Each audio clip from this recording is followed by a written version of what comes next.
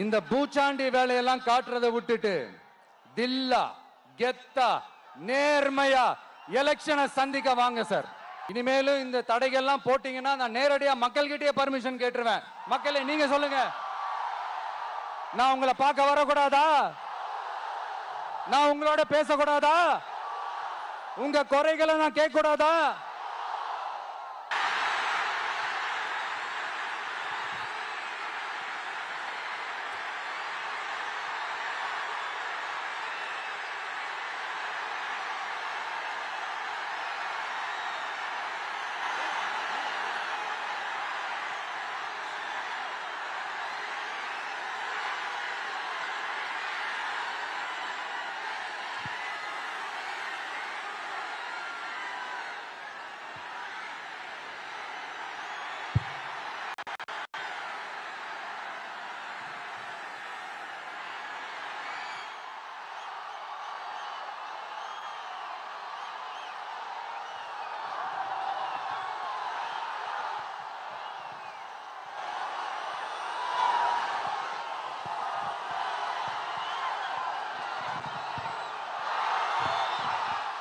எல்லாருக்கும் வணக்கம்.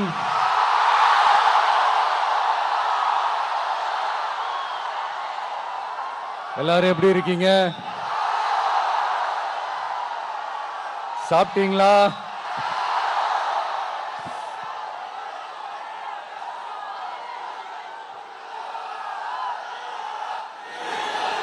அண்ணா அவர்களுக்கு ஒரு வணக்கம், பெரியார் அவர்களுக்கு ஒரு வணக்கம். இப்ப நான் எந்த மண்ணில் நின்றுட்டு இருக்கிறேன் தெரியுமா? நாகூர் ஆண்டவர் அன்போட நெல்லுக்கடை மாரியம்மன் அன்னை வேளாங்கண்ணி ஆசியோட கடல் தாய் மடியில் இருக்கிற என் மனசுக்கு ரொம்ப நெருக்கமான நாகப்பட்டினம் மண்ணில் இருந்து நின்று பேசிட்டு இருக்கிறேன். என் நெஞ்சில் குடியிருக்கும்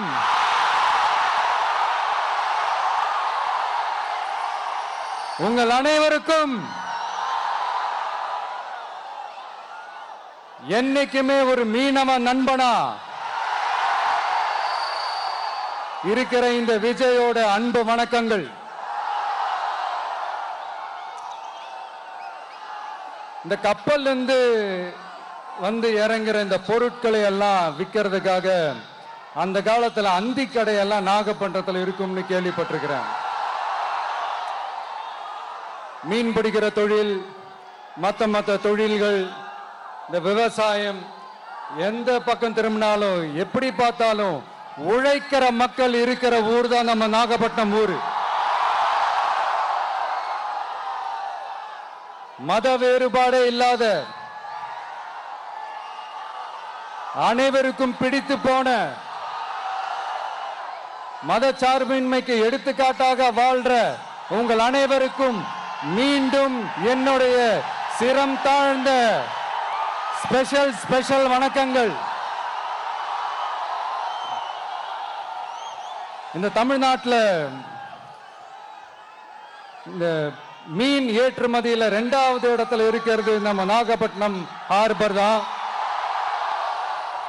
ஆனா அங்க நவீன வசதிகளோட இந்த மீன் பதப்படுத்துற இந்த மாடர்ன் தொழிற்சாலைகள்லாம் இல்லை. அது மட்டும் இல்ல, இந்த அடிப்படை வசதிகள் கொண்ட இந்த வீடுகள்லாம் இல்லாம ரொம்ப அதிகமா இந்த குடிசை பகுதிகள் இருக்கிற ஊரும் நம்ம நாகப்பட்டினம் ஊரு தான்.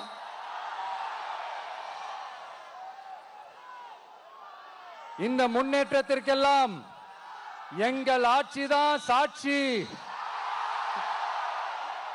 அப்படி இப்படின்ட்டு இந்த அடுக்குமொழியில பேசி அது நம்ம கேட்டு காதுல இருந்து ரத்தம் வந்ததான் மிச்சம். இவங்க ஆண்டது பத்தாதா? இப்படி தவிக்கிறாங்களே நம்ம மக்கள், அது பத்தாதா?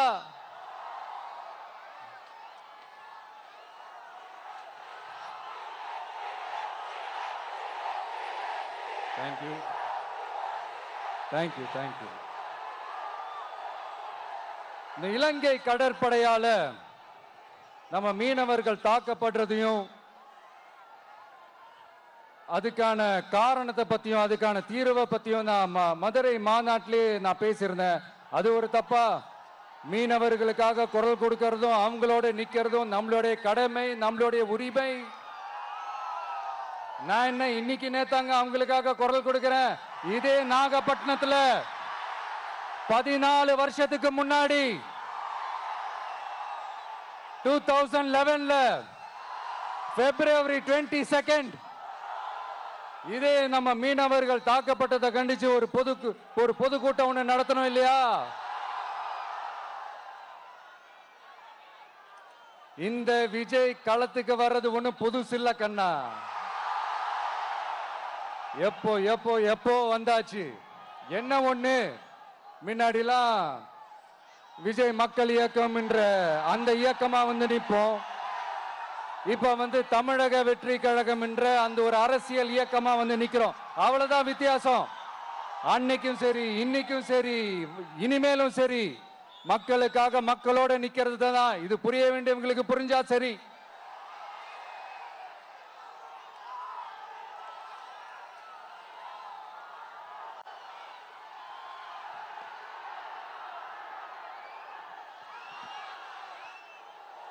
மீனவர்களுக்காக குரல் கொடுக்கிற இதே சமயத்துல நம்ம தொப்புள் கொடி உறவுகளான ஈழத் தமிழர்கள், அவங்க இலங்கையில் இருந்தாலும் உலகத்துல எந்த மூலையில இருந்தாலும் தாய்ப்பாசம் காட்டின தலைவனை இழந்து தவிக்கிற அவங்களுக்காகவும் குரல் கொடுக்கிறது, அவங்களுக்காகவும் நிக்கிறது நம்மளோட கடமை இல்லையா? மீனவர்களோட உயிர் எந்த அளவுக்கு முக்கியமோ அந்த அளவுக்கு ஈழத் தமிழர்களோட அவங்களுடைய கனவுகளும் அவங்களுடைய வாழ்க்கையும் நமக்கு ரொம்ப ரொம்ப முக்கியம். நம்ம மீனவர்கள் படுற இந்த கஷ்டத்தை எல்லாம் பார்த்து ஒரு பெருசா ஒரு கடிதம் ஒண்ணு எழுதிட்டு அதுக்கப்புறம் கப்சிப்னு சைலண்டா போறதுக்கு நாம ஒண்ணு இந்த கபட நாடக திமுக அரசும் கிடையாது. மத்த மீனவர்கள்னா இந்திய மீனவர்கள், நம்ம மீனவர்கள்னா தமிழக மீனவர்கள். இப்படி பிரிச்சு பார்த்து பேசுறதுக்கு நாம ஒண்ணு பாசிச பாஜக அரசும் கிடையாது. நிரந்தரமான தீர்வு, நிரந்தரமான ஒரு இந்த ப்ராப்ளத்தை சால்வ் பண்றதுதான் நம்மளுடைய ஒரு முக்கியமான ஒரு அஜெண்டாவே. சரி, இப்ப நம்ம நாகப்பட்டினம் ஏரியாவுக்கு வருவோம்.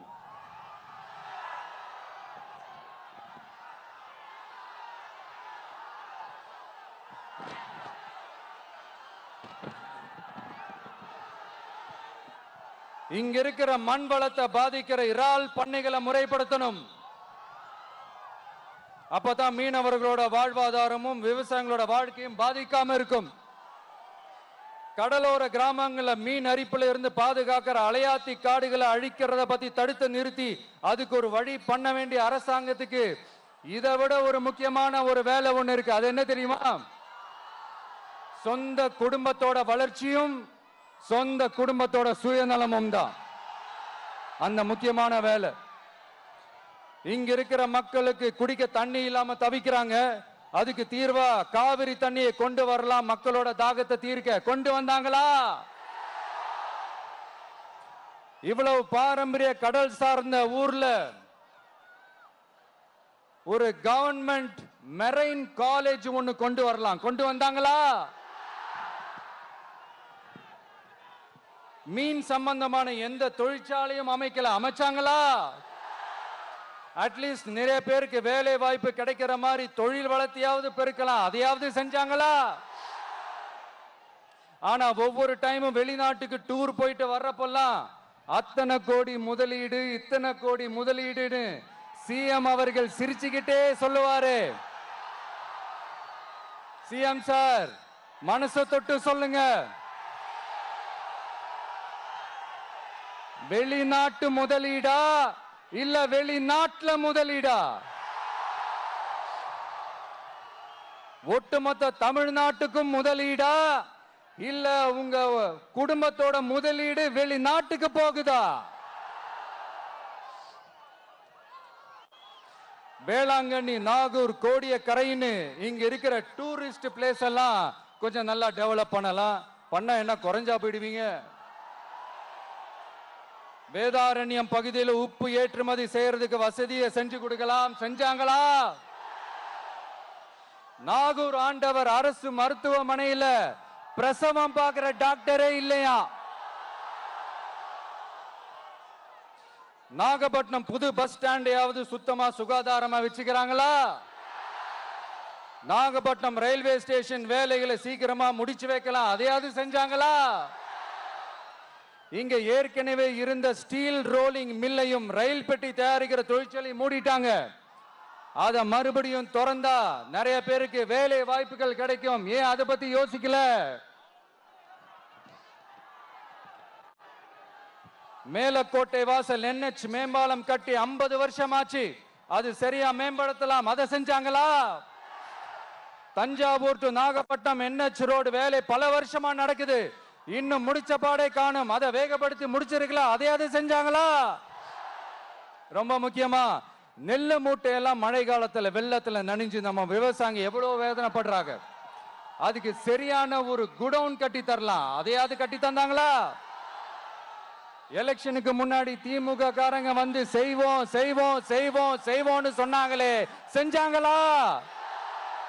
இதெல்லாம் எதுவுமே செய்யாம எல்லாத்தையும் செஞ்ச மாதிரியே அதையும் பெரியமையா வேற சொல்லுவாங்க இவங்க. நான் வந்து போன வாரம் திருச்சிக்கும் அரியலூர் மாவட்டத்துக்கும் போய் நம்ம மக்களை சந்திக்க போயிருந்தேன். அப்போ பெரம்பலூரும் போக வேண்டியது. அங்க சில ரூல்ஸ் அண்ட் ரெகுலேஷன்ஸ், ஒரு கட்டத்துக்கு அப்புறம் இந்த பஸ்ஸே மூவ் ஆகல. அதுக்கப்புறம் அதை தாண்டி ஒரு டைமுக்கு மேல பேசுறது, சரி அதெல்லாம் விடுங்க. இந்த நேரத்தில் பெரம்பலூர் பகுதி மக்களுக்கு நான் மன்னிப்பு கேட்டுக்கிறேன். சீக்கிரமாவே உங்களை தேடி நான் வருவேன் ஃபார் ஷுவர். நம்ம வந்து இந்த டூர் பிளான், இந்த ஷெட்யூல் போட்டதுக்கு அப்புறம் அது என்னப்பா சனிக்கிழமை சனிக்கிழமை சனிக்கிழமை அப்படின்னு ஒன்று ஸ்டார்ட் ஆச்சு. அது ஒன்றும் இல்லை, உங்க எல்லாரையும் வந்து பார்க்கும்போது உங்களுக்கு எந்த விதமான டிஸ்டர்பன்ஸும் இருந்துடக்கூடாது. முக்கியமா உங்களுடைய வேலைகளுக்கு எந்த விதமான டிஸ்டர்பன்ஸும் இருந்துடக்கூடாது அப்படின்ற ஒரே காரணத்துக்காக தான் இப்படி வீக்கெண்டா பார்த்து இப்படி இந்த பிளானை ஷெட்யூல் பண்ணோம். லீவு நாட்கள்ல ஓய்வு நாட்கள்ல வரணும்ன்றதான் அந்த எண்ணமே. அது மட்டும் இல்ல, அரசியல்ல சில பேருக்கு நம்ம ஓய்வும் கொடுக்கணும் இல்லையா? அதனாலதான் இந்த ஓய்வு நாட்களா பார்த்து இப்படி செலக்ட் பண்ணோம். சரி, இப்ப நம்ம மக்களை சந்திக்கிறதுக்கு, நம்ம சொந்தங்களை சந்திக்கிறதுக்கு எத்தனை கட்டுப்பாடுங்க. அந்த இடத்துல பர்மிஷன் இல்ல, இந்த இடத்துல பர்மிஷன் இல்ல. ஆனா அதுக்கான காரணங்கள்லாம் நீங்க கேட்டீங்கன்னா சொத்தையான காரணமா இருக்கும். அங்க பேசக்கூடாது, இங்க பேசக்கூடாது, 5 நிமிஷம் தான் பேசணும், 10 நிமிஷம் தான் பேசணும். நான் பேசுறதே 3 நிமிஷம் தான். அதுலயும் அது பேசக்கூடாது, இதை பேசக்கூடாதுன்னு சொன்னா அப்புறம் தான் எதை தான் பேசுறது. அரியலூர்ல போனப்போ நான் கரெக்டா அந்த ஊருக்கு போறதுக்கு முன்னாடி ஒரு அந்த ஏரியாலேயே அந்த பவர் கட்டு. அப்புறம் நான் திருச்சிக்கு போய் நான் பேச ஆரம்பிச்சதுக்கு அப்புறம் அந்த ஸ்பீக்கருக்கு போற அந்த வயரு கட்டு. இல்ல நான் தெரியாம தான் கேட்கிறேன் சிஎம் சார். ஃபார் எக்ஸாம்பிள், இப்போ ஒரு RSS தலைவர் இங்க வராருன்னு வச்சுக்கோங்க, இல்ல நம்ம பிரதமர் மோடிஜி அவர்களோ இல்ல உள்துறை அமைச்சரோ இங்க வராருன்னு வச்சுக்கோங்க. இந்த மாதிரி கண்டிஷன்ஸ்லாம் போடுவீங்க, இந்த மாதிரி பவர் கட் பண்ணுவீங்க, இந்த மாதிரி வயர் கட் பண்ணுவீங்க. கொஞ்சம் கட் பண்ணி தான் பாருங்களேன். முடியாதுல, பேஸ்மெண்ட் அதிரும்ல. நீங்க தான் மறைமுக உறவுக்காரர்களாச்சே. இதாவது பரவாயில்லைங்க. இதை தாண்டி ஒரு ரூல் ஒண்ணு போட்டாங்க, பஸ்ஸுக்குள்ளேயே இருக்கணுமா, பஸ்ஸை விட்டு வெளியில வரக்கூடாதான், கையை இவ்வளவுதான் தூக்கணுமா, இப்படியே வரணுமா, மக்களை பார்த்து சிரிக்காத, மக்களை பார்த்து கையசைக்காத, இப்படியெல்லாம். ஐயோ ஐயோ ஐயோ, நானும் என்னவோ ஏதோ நினைச்சேங்க. செம்ம காமெடியா இருக்குங்க. I am just enjoying like anything. நேரடியாவே கேட்கிறேன், சிஎம் சார் மிரட்டி பாக்குறீங்களா? அதுக்கு இந்த விஜய் ஆள் இல்ல சார், அதுக்கு நாம ஆள் இல்ல சார். என்ன செஞ்சிருவீங்க? மேக்சிமம் கொள்கைய சும்மா பேருக்கு மட்டும் வச்சுக்கிட்டு குடும்பத்தை வச்சு கொள்ளையடிக்கிற உங்களுக்கே இவ்வளவு இருந்தா, சொந்தமா உழைச்சி சம்பாதிச்ச எனக்கு எவ்வளவு இருக்கும்?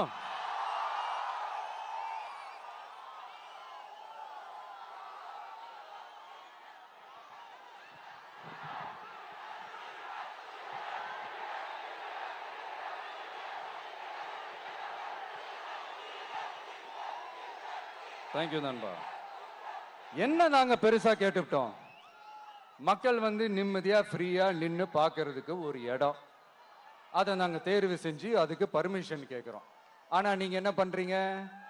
அந்த இடத்தையெல்லாம் விட்டுட்டு நெருக்கடியோட, மக்கள் நெருக்கடியோட எங்கெல்லாம் நிப்பாங்களோ அந்த இடமா பார்த்து செலக்ட் பண்ணி தெரியுங்க. உங்க எண்ணம் தான் என்ன சார்? நான் அவங்கள பார்க்க கூடாது, அவங்களோட பேசக்கூடாது, அவங்க குறைகளை கேட்க கூடாது, அவங்களுக்காக குரல் கொடுக்க கூடாது, என்னதான் சார் உங்க எண்ணம்? சரிங்க சார், ஒரு அரசியல் தலைவன் அப்படின்றதெல்லாம் மறந்துருங்க. ஒரு சாதாரண ஒரு தமிழ்நாட்டு மண்ணோட ஒரு மகனா, ஒரு நம்ம தமிழ் மக்களுடைய ஒரு சொந்தக்காரனா, என் மக்களை, என் குடும்பத்தை, என் சொந்தங்களை நான் பார்க்க போனா என்ன பண்ணுவீங்க? அப்பவும் தடை போடுவீங்களா? வேணாம் சார். இந்த அடுக்குமுறை, இந்த அராஜக அரசியல்லாம் வேணாம் சார். நாம ஒண்ணு இங்க தனியால் இல்லைங்க சார், மாபெரும் மக்கள் சக்தியோட பிரதிநிதிங்க சார், மாபெரும் பெண்கள் சக்தியோட சகோதரன் சார், மாபெரும் இளைஞர் இயக்கமா இருக்கிறோம் சார். மறுபடியும் சொல்றேன், 2026ல ரெண்டு பேருக்கு நடுவுல தான் போட்டியே. ஒண்ணு இன்னொன்னு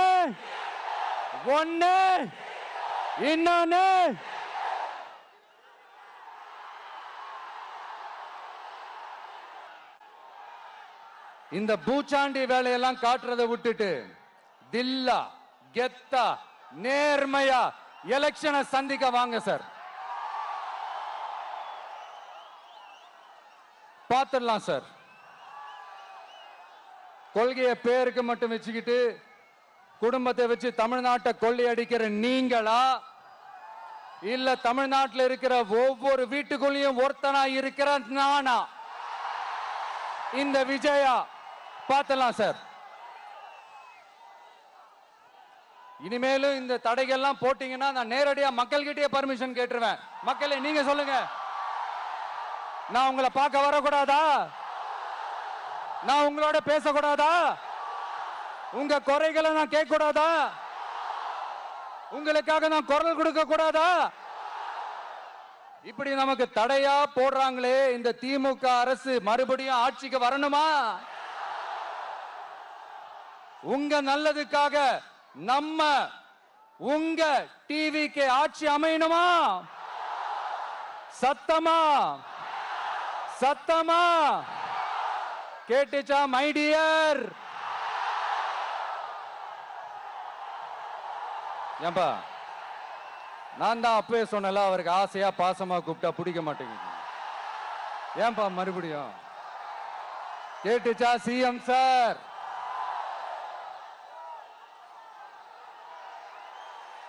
இந்த போர் முழக்கம் உங்களை ஒரு நிமிஷம் கூட தூங்க விடாது, துரத்திக்கிட்டே வரும்.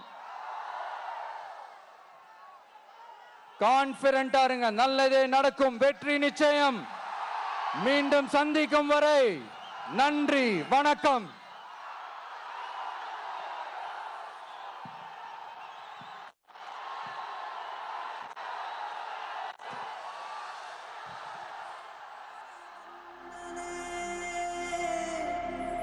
விழா